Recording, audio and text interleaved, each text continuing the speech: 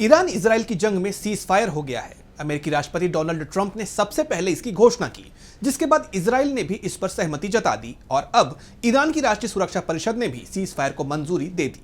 लेकिन अब खबर आ रही है कि ईरान ने इजराइल पर फिर मिसाइल दागी है, जिस पर इजरायली सेना ने सख्त प्रतिक्रिया दी। इजरायली रक्षा मंत्री इजराइल कात्स ने सख्त चेतावनी भी जारी की। तो क्या टूट गया सीज फायर?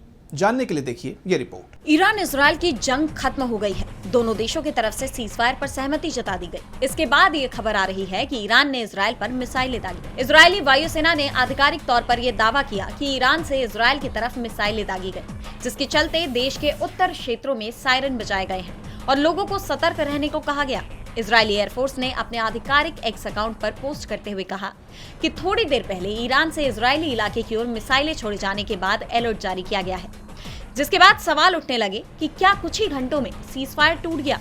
क्या दोनों देश फिर से जंग के मैदान में उतर जाएंगे? इसे लेकर इजराइल के वित्त मंत्री बेजालेल स्मोत्रिच का कड़ा बयान सामने आया। उन्होंने कहा कि अगर ईरान ने सीज फायर के बावजूद हमला किया तो परिणाम बुरा होगा।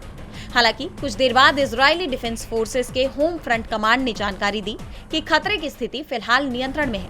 हालांकि नागरिकों को निर्देशों का पालन करते रहने की सलाह दी गई है। एक तरफ इजराइल ये दावे कर रहा है, वहीं दूसरी तरफ ईरानी मीडिया ने दावा किया है कि सीजफायर लागू होने के बाद ईरान ने इजराइल पर कोई मिसाइल हमला नहीं किया। ईरान की सेना ने भी स्पष्ट रूप से इनकार किया है कि सीजफायर के बाद इजराइल की ओर कोई भी मिसाइल दागी गई हो। ऐसे में इजराइल का ये दावा सवालों से घिर गया है। उसकी विश्वसनीयता पर सवाल खड़े हो गए हैं। डीबी लाइव ग्लोबल की रिपोर्ट।